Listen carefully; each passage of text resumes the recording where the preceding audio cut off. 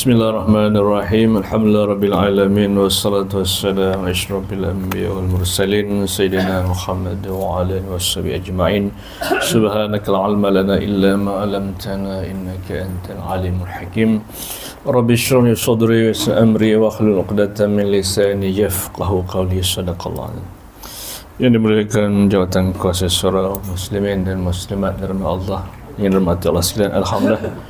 Syukur kita kepada Allah Ta'ala yang memudahkan dapat kita salat berjemaah, insyaAllah nyambung kuliah kita. Mudah-mudahan dengan ilmu yang kita belajar itu dapat kita gunakan sebagai alat untuk mengabdikan diri kepada Allah Subhanahu Wa Ta'ala. Dan insyaAllah pada hari ini, malam ini kita akan bercerita lagi tentang ibadah kurban. Walaupun sebelum itu ada ceramah kan, tapi kita perbagai kan ya, untuk lebih mendalami lagi. Kadang A dia cerita satu, B cerita dua, jadi bertambahlah ilmu yang kita belajar. Ibadat yang satu, tetapi ilmu itu akan bertambah jika kita banyak mendengar ceramah-ceramah atau kuliah bersangkut dengan kurban yang akan diperkatakan oleh sesiapa penceramah yang diberi tajuk yang sama. Jadi malam ini kita akan bicara juga tajuk yang khusus sebab ibadat kurban. Jadi selalu kita sebut kurban-kurban ni. Apa makna kurban dia? Sepanjang tahun kurban-kurban, dah buat kurban ke? Tak ada nak buat ke? Apa definisi? Kita berkenalan dengan kurban tu. Apa makna kurban?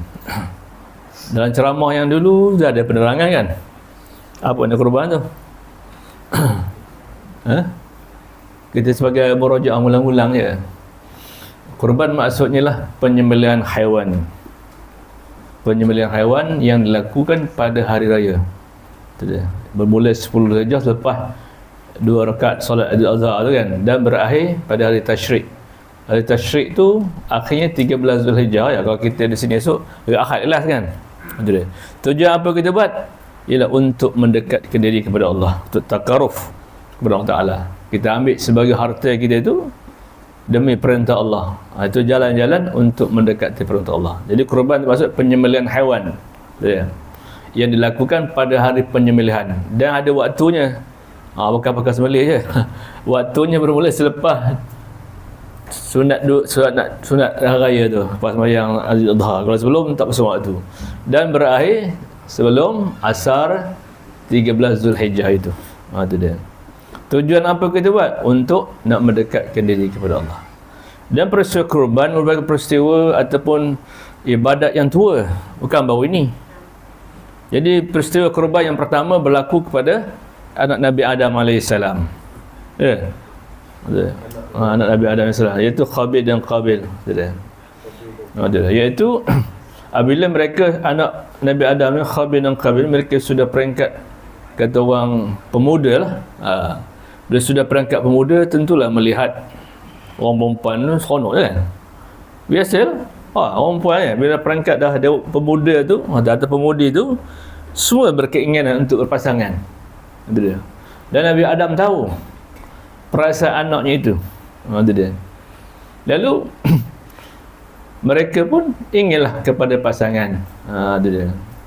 Tetapi dalam syariat Nabi Adam AS, tidak boleh kembar yang sama sebagai pasangan. Dia mesti kembar yang lain. Nabi Adam dengan Hawa tu kembar sampai 10 kali kembar, tak silap. Maknanya kalau 10 berapa? Ada buang anak. Jadi maknanya kembar yang sama tidak boleh kahwin atau bernikah syariat Nabi Adam. Kalau nak kahwin juga mesti kembar yang berlainan. Contohnya Nabi Adam AS, anak Khabil, kembarnya nama Aklima. Qabil, kembarnya sama nama Labuda. Ada dia. Jadi kembar Qabil ni cantik sikit, lawa, menawan. Kembar si Qabil orang juga, tapi tak rupa cantik sangat. Itu dia. Bila mereka sudah perasa ingin berkahwin, mereka memberitahu kepada bapa mereka Nabi Adam. Kata Nabi Adam, kalau nak berkahwin tidak boleh kembar yang sama, mesti kembar yang lain. Lalu Qabil tak bersetuju. Mana cip itu? Teman punya kembar teman cantik. Kenapa pula nak kahwin dengan kembar si Qabil? Labuda tu. Maka bila berbalah berlaku demikian, Maka Allah Ta'ala perintah Nabi Adam supaya mereka berkorban. Korban siapa yang diterima, maka itulah pasangannya. Itu dia. Lalu mereka berkorban. Itu dia. Si Qabil seorang petani, si Qabil seorang peternak. Lalu kata Nabi Adam, nak menentukan jodoh siapa diterima, tengok siapa, korban siapa yang diterima. Itu dia. Letak atas gunung tu. Jika korban tu dia ambil, satu api akan ambil, korban itulah akan diterima. Lalu si Qabil, dia petani. Sepatut bila nak korban, you lebih doyan gerik. Ni boleh nak mangkuk ya. Pisang pun tak tahu besar. Tapi tak maksud yang terbaik. Tapi bila seorang korban, suka bergera-gera. Nak bagi barang yang tak apa suka. Dia kompos semua tanaman-tanaman dia tu. Yang kualiti tak ada. Yang si Qabil, dia seorang peternak. Dia cari kambing yang paling cantik sekali. Dia. Lalu letak atas gunung, maka korban si Qabil diterima. Pasal si Qabil berkorban barang yang disayangi kerana barang yang cantik. Dalam Islam ni, kalau nak kualiti lebih tu, barang yang disayangi. Yang kedua, barang tu cantik, berkualiti.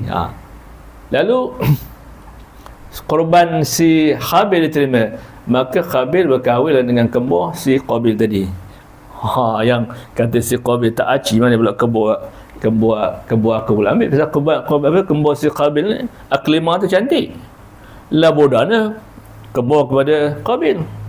Lalu taklah puas hati mereka itu. Akhirnya berlaku pembunuhan. Jadi makna korban yang pertama berlaku pada anak Nabi Adam, dan pembunuhan pertama di dunia ialah berlaku juga kepada Nabi Adam. Pasal tak puas hati. Tak puas hati.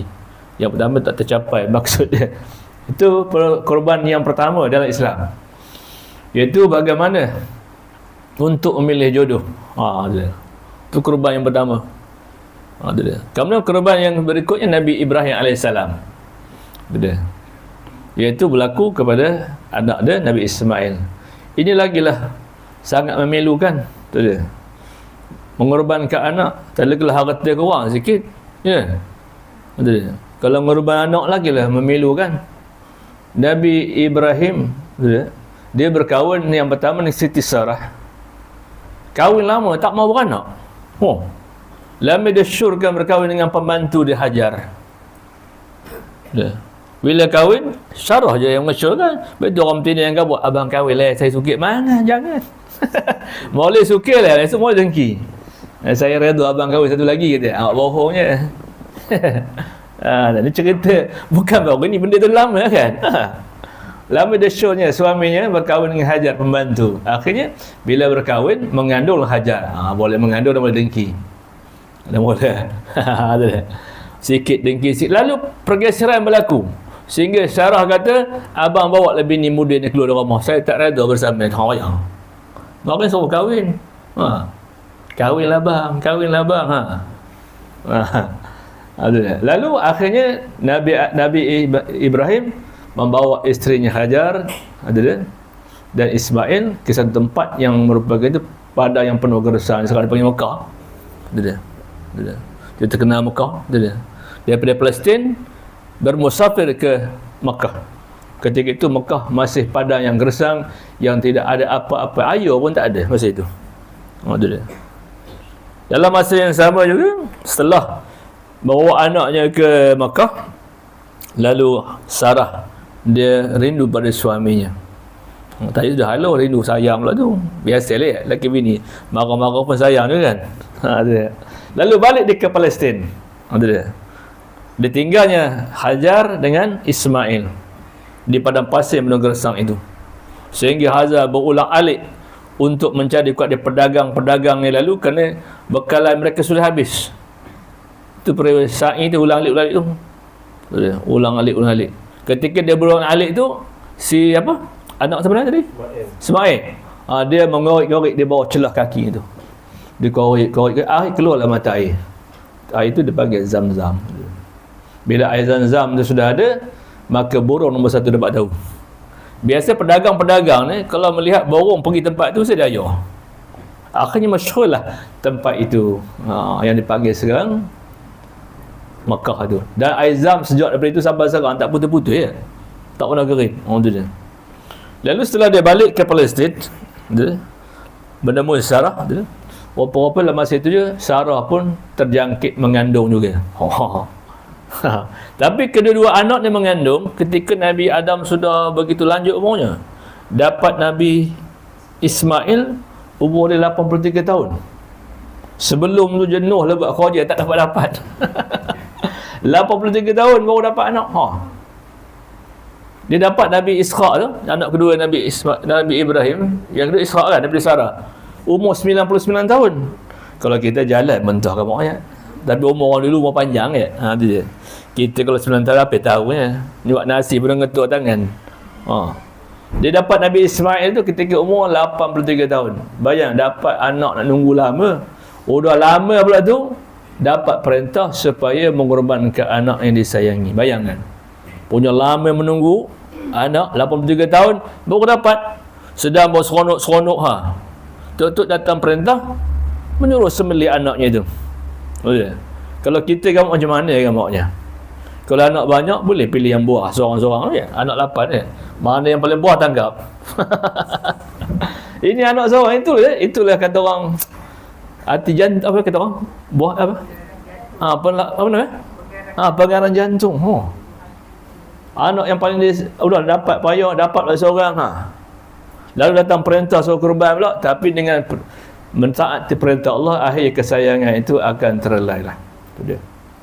3 hari 3 malam bermimpi supaya mengorbankan anak. Mula dia ingat takut hasutan syaitan kan.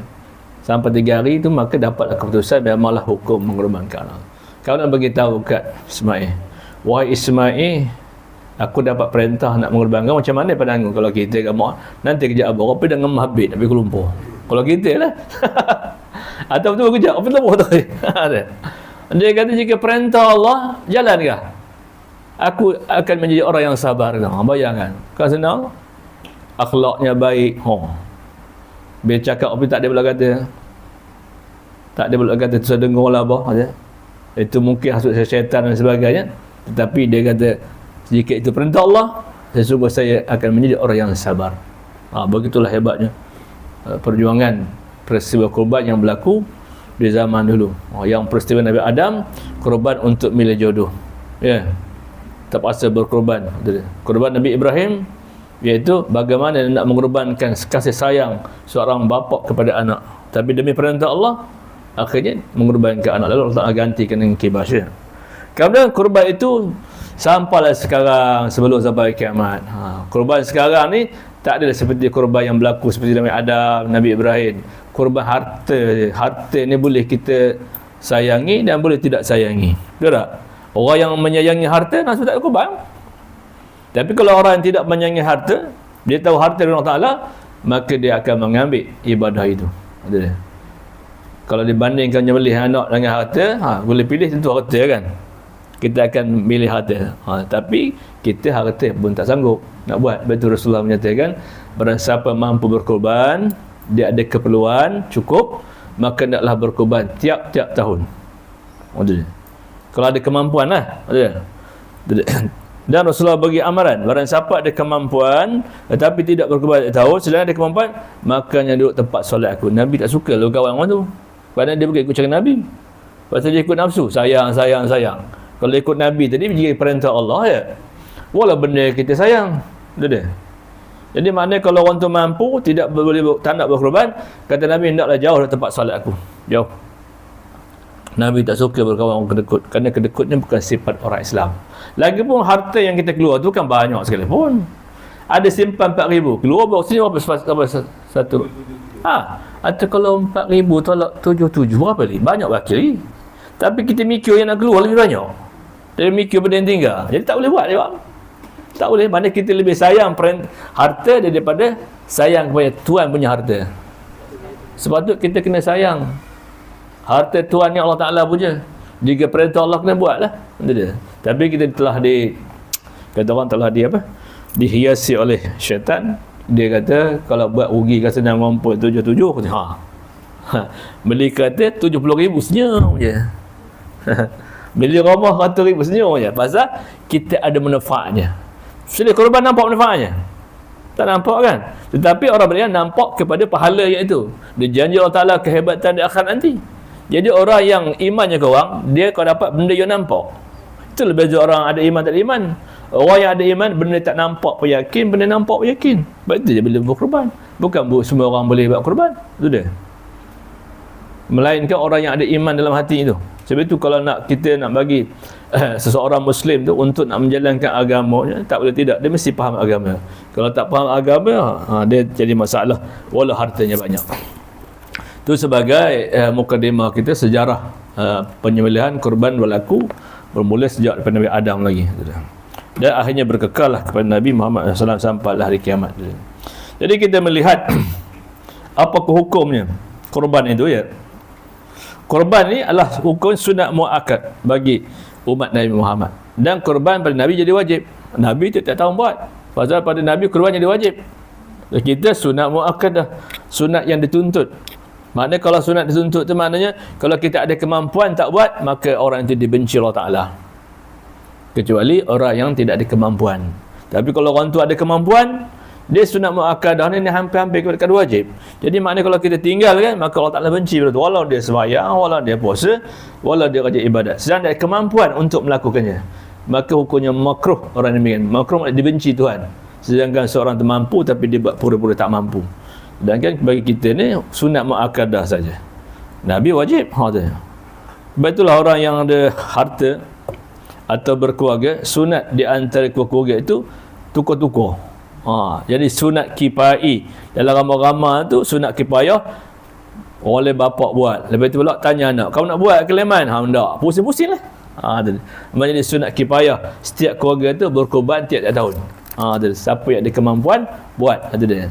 Terutama saya dia dimolek dengan ketua keluarga bapak kan. Lepas tu tanya anak kita ada 8 orang. Siapa di antara kita yang nak buat korban? Kata Along dia tu. Tahun depan Angah. Tahun depan Angah apa? Yang. Along Angah. Kalau kemen dia buat cor. Sini pakai cor kan tu kan? Cor ayat tu nyah lagi tu Alang, tu Andak. Pak Uda. Tanyalah. Setiap tahun tanya ahli keluarga kita. Mesti ada seorang yang membuat tu sunat kifayah di antara keluarga tadi berkorban tiap-tiap tahun kalau ada kemampuan. Kalau ada kemampuan lah, tak ada apa nak buat. Ini dia hukum bagi orang ada kemampuan lah. Tak ada kemampuan tidak dibuat syarak. Islam ni senang je. Kalau mampu buat, tak mampu tak payah buat. Tetapi ada cerita-cerita nak buat kan. Sebab tu sebutlah kitab-kitab fiqh ni binatang korban ni hukumnya naklah menatang al-an'am, menatang keempat kan. Tapi sebagai mazhab juga, tapi perkah yang kecil lah. Dia kata kalau nak mencari korban pun mahal sangat, lembu, maka ayam jantan pun boleh. Dia kata. Tapi itu pendapat tak kuat lah. Tapi seolah-olahnya macam dia nak buat juga. Yang mampunya sepatutnya kaki 4, tapi yang ada kaki 2 aja. Itu dia. Tetapi itu pendapat tak kuat lah. Tapi maknanya perasaan nak berkorban tu ada. Masih teringat hatinya. Melihat orang berkorban kaki 4 tu, dia rasa nak buat juga. Jadi dia kata hukumnya berkorban ni lah sunat muakkad.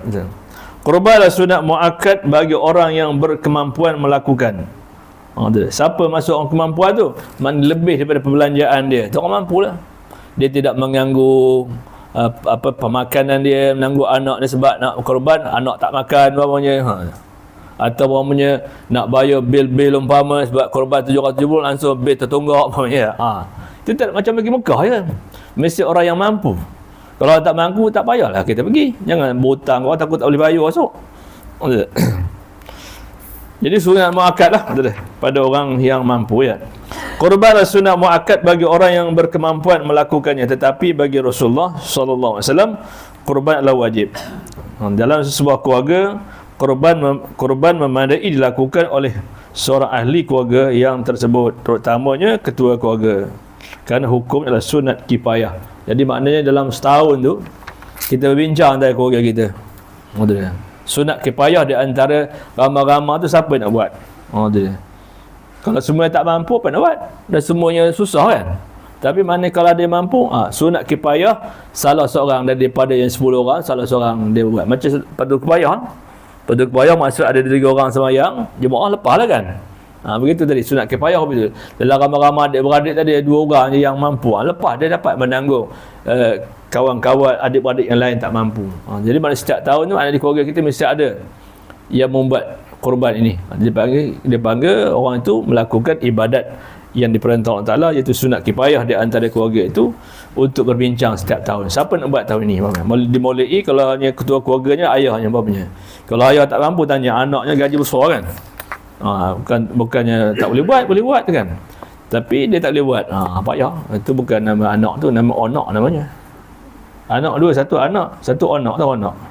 Onak ni yang ibarat macam yang merosakkan kita. Ada dia. Jadi maknanya sunat kifayah di antara keluarga setiap tahun ada untuk membuatnya. Korban menjadi wajib apabila seorang menazar. Kalau dia niat nazar memang wajib lah. Aku nak menazar. Ini lembu ni esok, ini aku nak buat korban katanya. Itu tak boleh dikhususkan. Betul dia. Kalau dia kata, ini lembu ni aku nak menazar, nak buat korban umpamanya. Bila nazar tu wajib buat lah.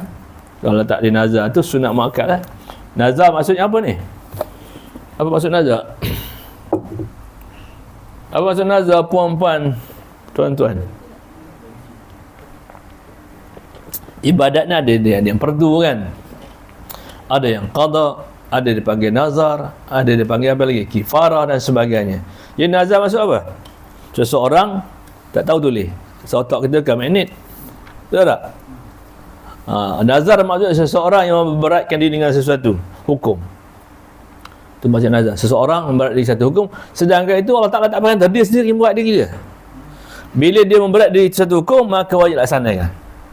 Aku kalau anak dulu, aku nak puasa 3 hari, dia yang buat sendiri. Allah Ta'ala tak perintah pula, bila anak kamu dulu, kamu kena puasa 3 hari sebagainya. Tapi dia memberatkan diri sendiri. Bila sudah memberat diri sendiri itu, maka wajib dilakukan. Itu maksud nazar. Seseorang yang memberatkan diri dengan satu hukum, sedangkan Allah Ta'ala tidak memberat baginya. Bila sudah sampai maksudnya itu, berjaya ke, lulus ke sebagainya, maka wajiblah ia menunaikan. Kita dia aku nak bernazar, nak berkorban bapanya. Maka bila sebut nazar itu, maka wajib ia melakukan. Tapi kalau tidak sebut nazar, menjadi sunat saja. Itu makna nazar ya. Seseorang yang beratkan diri dengan satu hukum. Tetapi Allah Ta'ala tidak menghukum demikian, tetapi dia memberatkan. Bila dia memberatkan, dia mewajibkan dirinya melakukannya, maka wajib dia buat. Korban menjadi wajib bila seorang menazar hendak melakukannya, atau ia berkata lembu itu untuk Allah. Allah tak sebut nazar sekalipun. Lembu itu untuk Allah ni. Kambing itu untuk Allah. Maksudnya makna itu makna seolah wajib dilakukannya. Ada. Walau dia tak sebut nazar sekalipun. Kalau kata ini lembu untuk Allah, ada. Kasat di hati memang nak korban itu kan. Tapi disebut atas sesuatu atau yang percakapan yang khusus, dia sudah menjadi nazar. Ada. Seperti katanya lembu itu untuk Allah atau kambing itu untuk Allah, katanya. Ada. Untuk dikorbankan katanya. Maka dia kena buatlah, katanya. Kerana kita tengok bila seorang tu nak berkorban, dia mestilah mengetahui adab-adab dia. Setiap amal ibadat yang kita nak lakukan itu mesti ada syarat dan rukunnya kan. Sembahyang ada syarat dan rukun, puasa ada syarat dan rukun. Korban ni rukunnya apa?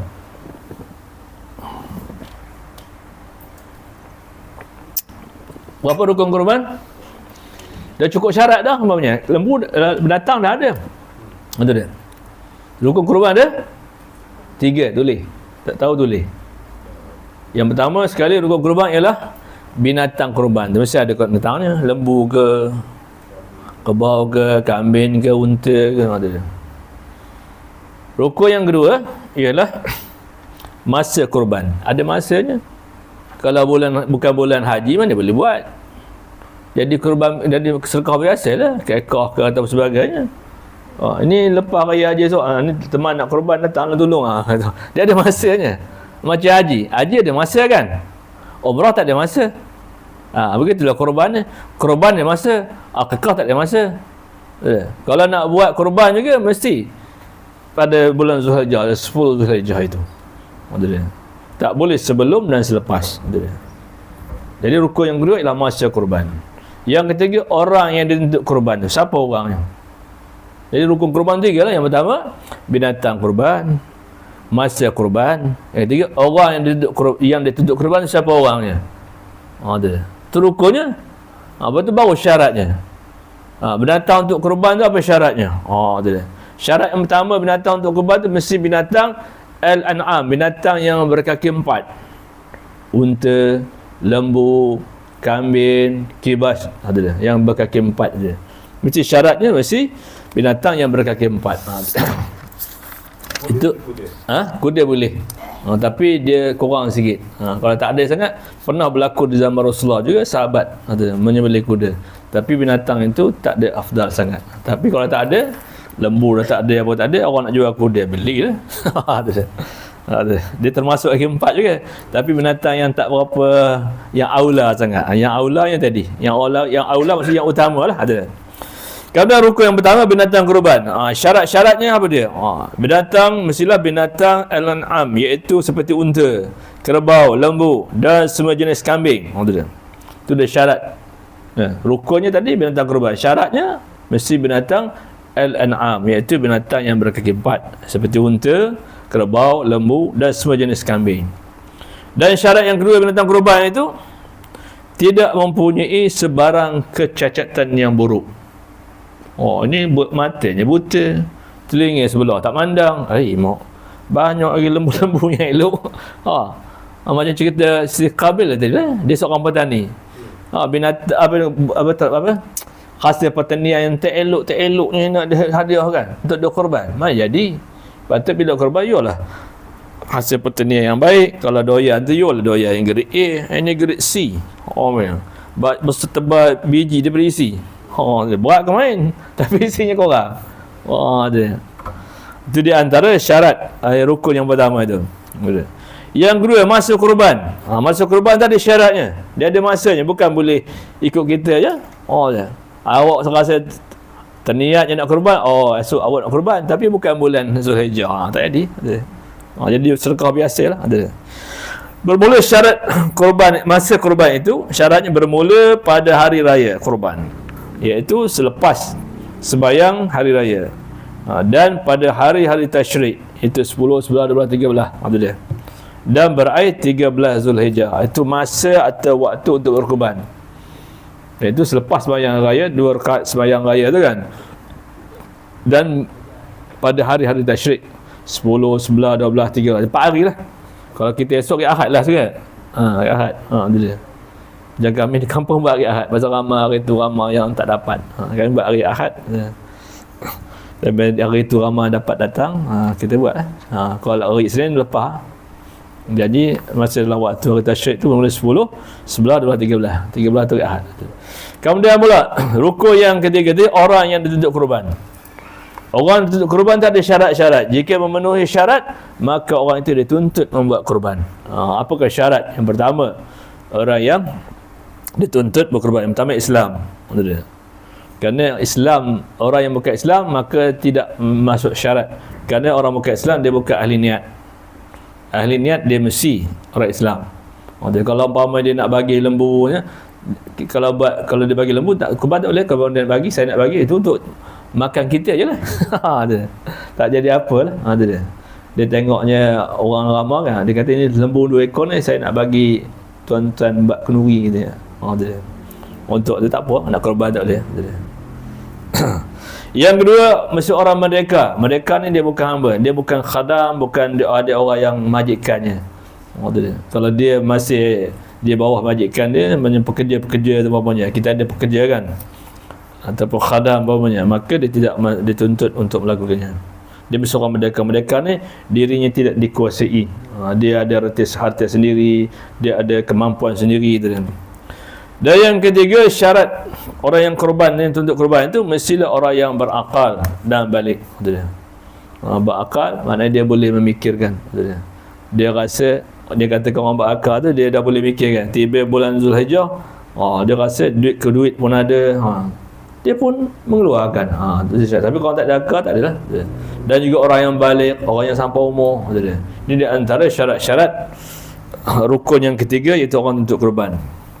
Yang kelima, yang keempat bermukim. Yang kelima ialah berkemampuan. Hanya itulah syarat-syarat rukun yang ketiga daripada kurban itu ialah orang yang untuk kurban tu ada 5 syarat. Islam, merdeka, berakal dan balik, keempat bermukim, yang kelima berkemampuan. Itu di antara, bila sudah rukun ni ada syarat, ada rukun, ada syarat, maka orang itu dituntut melaksanakan ibadat kurban itu. Kalau tidak ada syarat, tidak ada rukun, maka tidak tuntut. Kadang-kadang ada rukun tapi syarat tidak menepati. Contohnya binatang kurban. Syarat ada binatangnya tapi tidak bersyarat. Yang ada lembunya dah semua dah goyang semua. Atau terlalu kurus sangat. Tu dia. Maka tidak dituntut. Atau kalau kurban banyak tulang, nak bagi ke mana lagi ya? Tu dia. Jadi maknanya tak cukup syarat. Kadang kita tengok pelaksanaannya, bila kita nak menguruskan kurban, bila syarat dia cukup, rukun dia cukup, maka mana pelaksanaannya?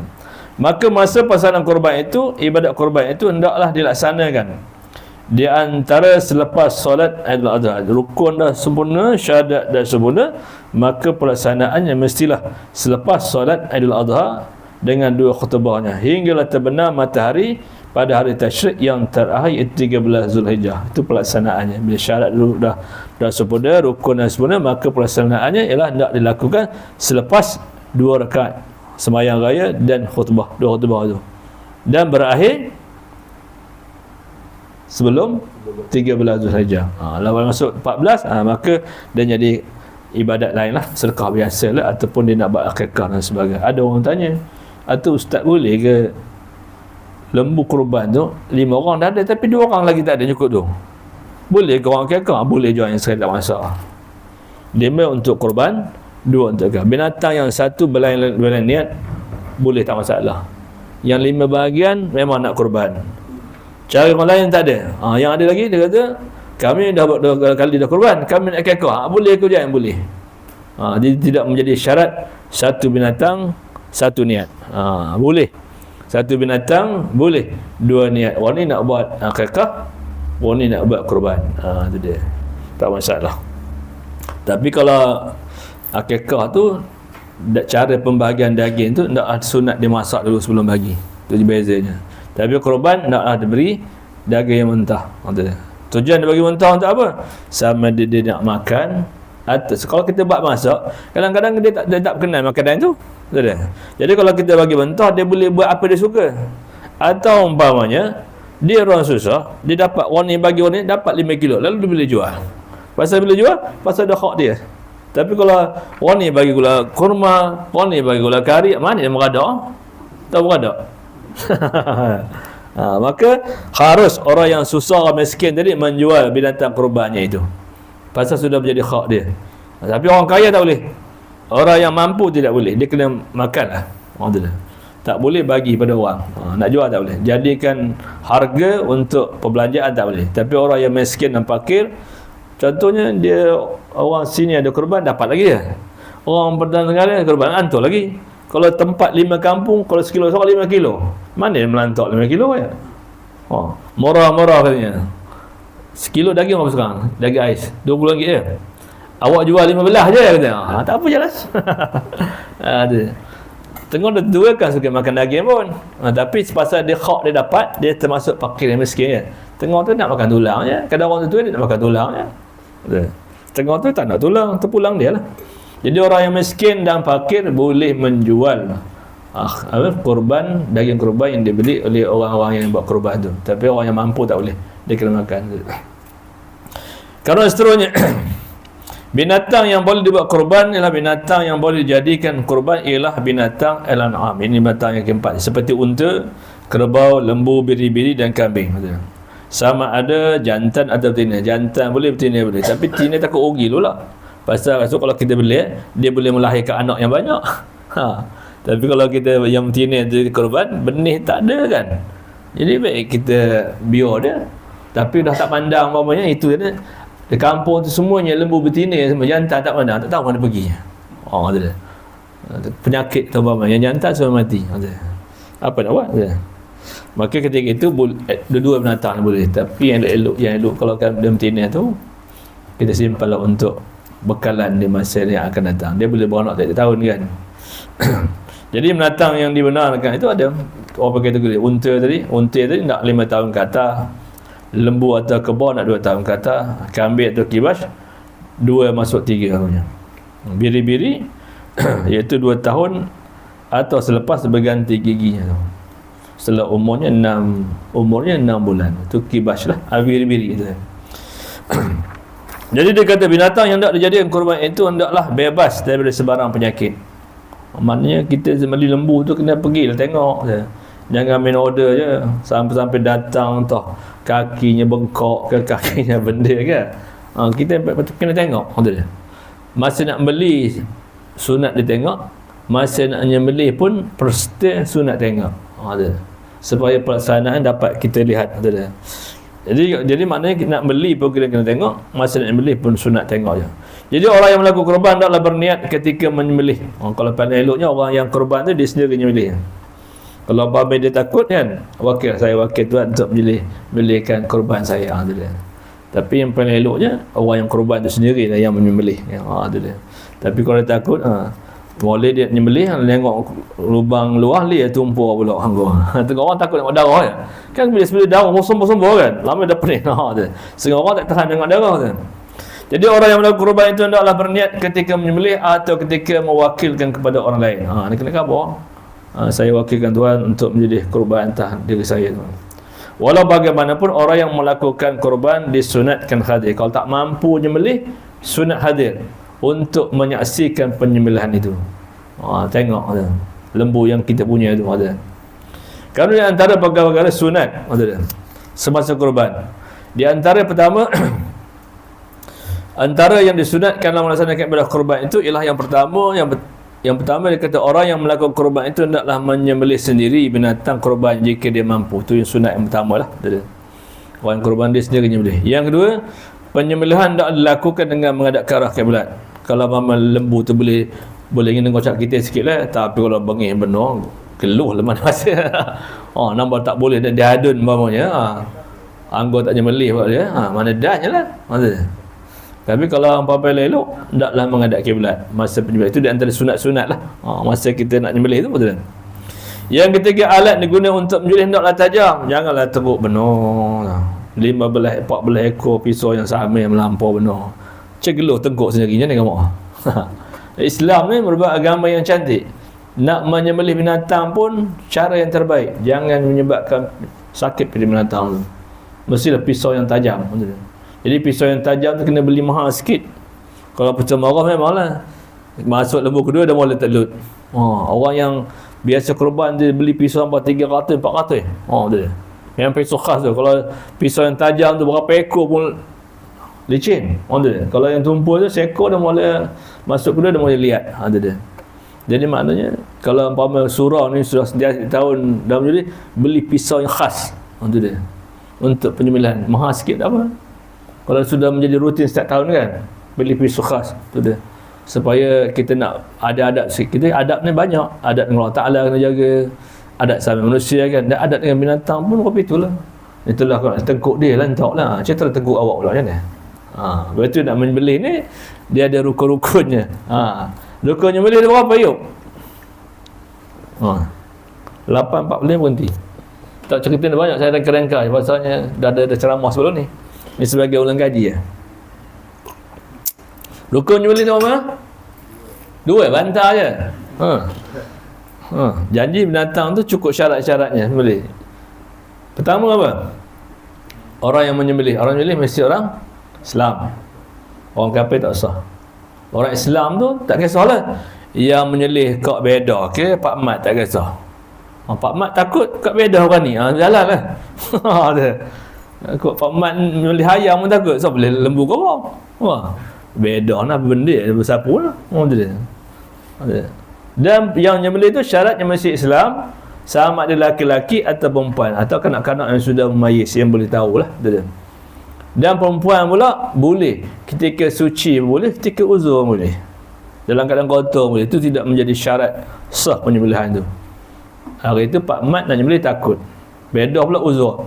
Awak nak makan rendang ayam tu, nunggu dia bersih lama pula tu. 8 hari 7-8 lantak bedah jalan lah. Dia tidak menjadi syarat penyembelihan perempuan tu mesti bersih ataupun uzur daripada haid, boleh. Yang penting itu yang pertama, syarat rukunnya. Yang pertama, ia menyembelih. Yang kedua, binatang disembelih. Binatang disembelih mesti binatang yang halal. Jangan binatang tak halal. Yang ketiga, apa? Alat sembelih, mesti pisau yang tajam. Yang keempat, dia 4 rukunnya kan banyak. Yang keempat apa? Kita nak habis cepat ni. Masuk 848 nya. Yang keempat, memotong 2 urat dia. Mesti putus. Pertama, urat pernafasan.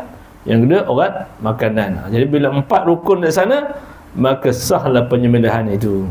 Kalau 2 tak ada lagi, yuk. Kalau 2 rukun tak ada lagi. Pisau yang tajam ya. Tu lagi apa tadi? Orang milih. Tapi tak putus 2 uratnya. Tu. Maka tak sah. Jadi rukun yang 4. Tak sah. Tak boleh makan. Kalau tak putus cepat dengan bersegera. Hidup lagi. Boleh dengan bersegera. Boleh. Boleh dengan bersegera. Jangan lambat sangat. Jadi 4 rukun tu mesti berlaku. Ada 4 rukun tu, maka sahlah penyembelihannya. Kata dia. Sembelih kata tak diangkat kan? Kita boleh diangkat. Itu yang eloknya. Tidak menyebabkan tak sah pula. Yang pentingnya, bila sebut rukun, terlaksana dalam 4 rukun. Terlaksana okey. Tak masalah. Kata dia. Itu kadang-kadang cakap orang je. Kita kena melihat kepada rukunnya. Bila 4 rukun terlaksana, sah lah. Kata dia.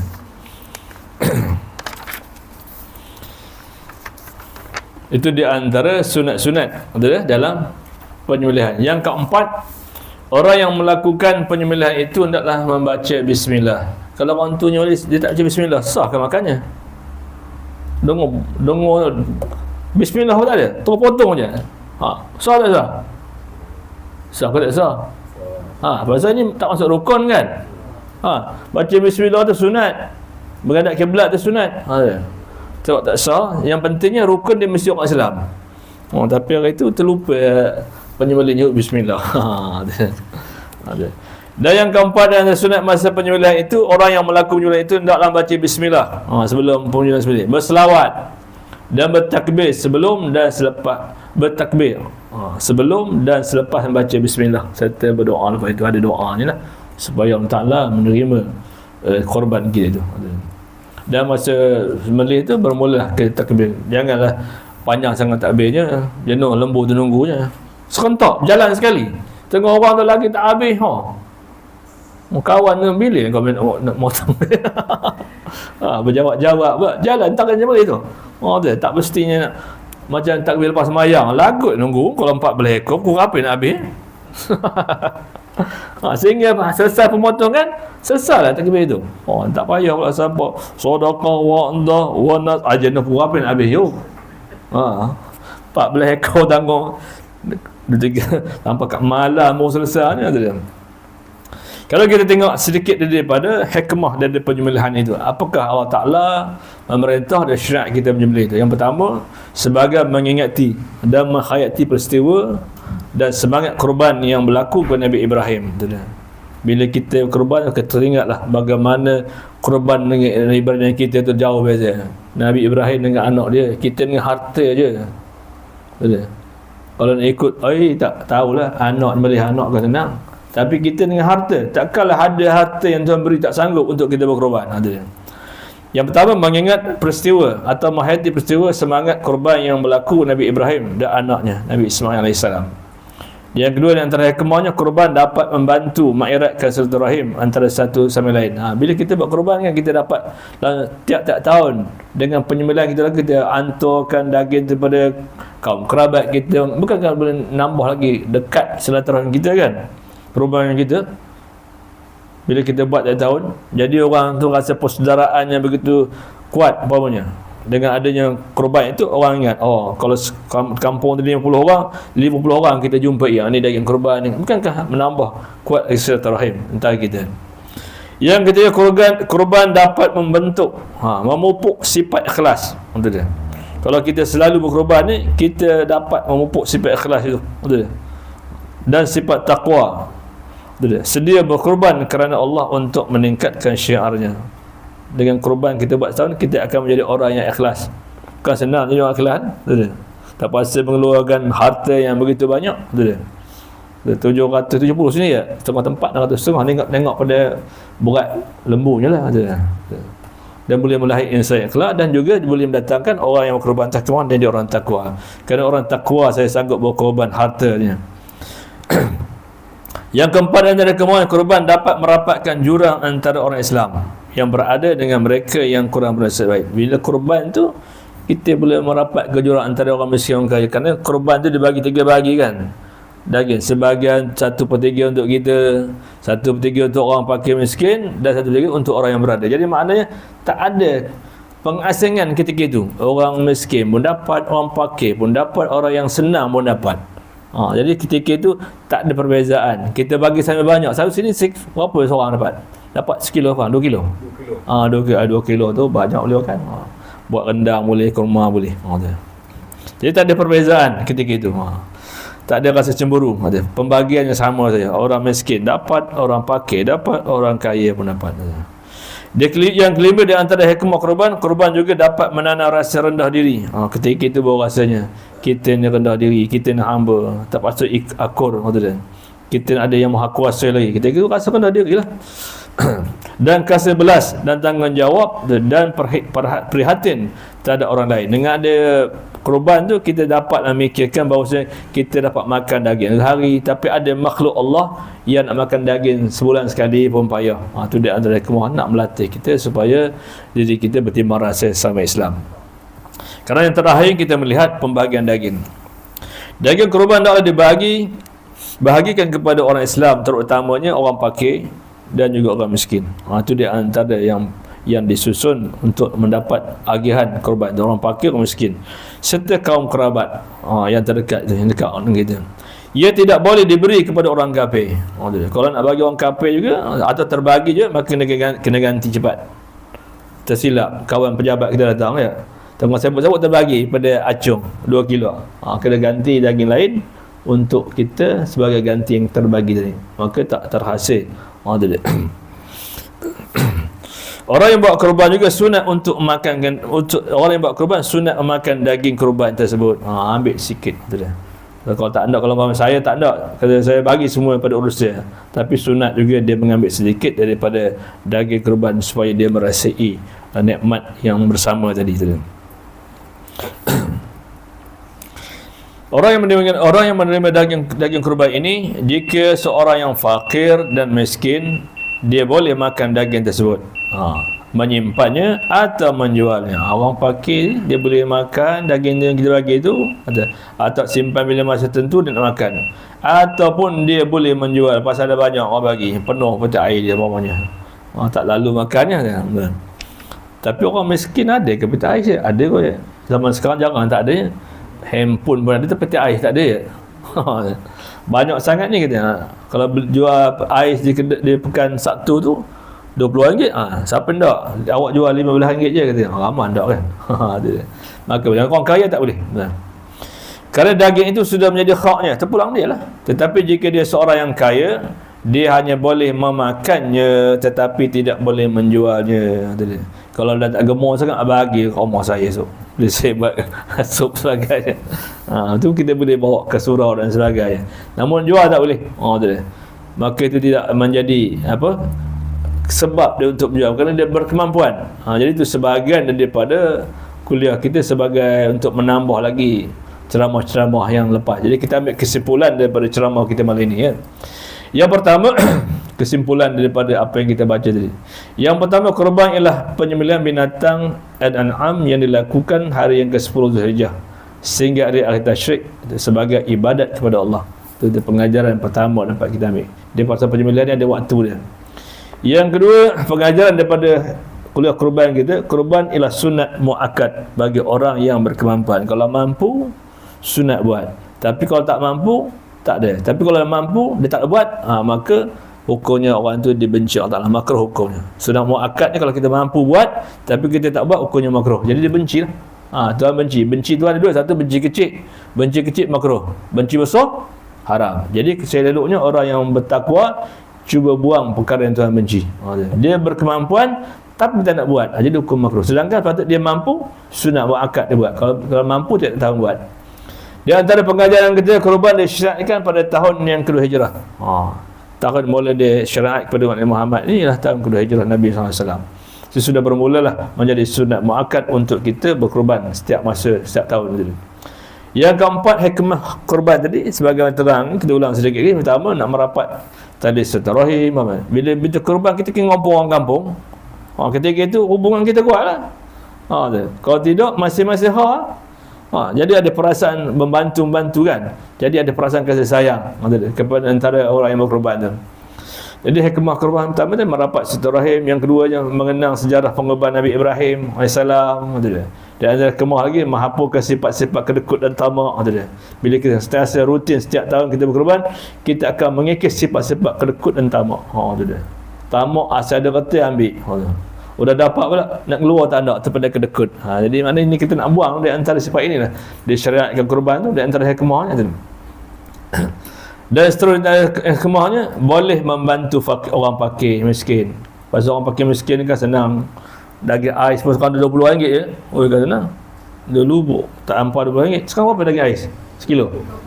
24. 24. Macam kita pun dia kalau orang tak mampu, dia anak pula ramah pula. Sian tengoknya. Jadi sekurang setahun sekali dapat kita membahagiakan orang, menyeronokkan. Dan yang kelima pengajarannya, daging kurban harus disedekah kepada orang kaya, wajib disedekah kepada orang miskin, dan haram dimakan oleh orang kafir. Maknanya daging kurban tu dibagi tiga, orang miskin boleh, orang fakir boleh, dan orang kaya boleh. Sebab itu pada masa kurban tu kita sama je grade-nya. Tu dia. Jadi maknanya silaturahim kita pada hari itu tak ada yang kata orang kemih, orang miskin tak dapat, orang tu pencin beribu dapat juga kita. Jadi ada perasaan tak senang hati kan. Dia. Dan dia kata haram dimakan oleh orang kafir yang ada. Jadi khusus untuk orang Islam lah. Itu di antara pengajaran-pengajaran yang dapat kita ambil daripada kuliah kurban kita. Mudah-mudahan menjadi kekuatan kita berazam untuk kalau mampu tiap tahun kita buat. Tak mampu nak buat kan. Kadang-kadang manusia Allah tak nak jadi, ada yang mampu, ada tak mampu. Tapi kalau mampu buat. Cukup sekali itu. Wallahu a'lam. Bismillahirrahmanirrahim. Alhamdulillahirabbil alamin wassalatu wassalamu ala asyrafil anbiya'i wal mursalin sayyidina Muhammad wa ala alihi washabihi ajma'in. Allahumma rizqna ya rabbana fahman nabiyyin hifdzal mursalin hal malaikatal muqarrabin fi afiyatin ya arhamar rahimin. Wa sallallahu ala sayyidina Muhammad wa ala alihi washabihi wasallam. Alhamdulillahirabbil alamin. Wallahu a'lam.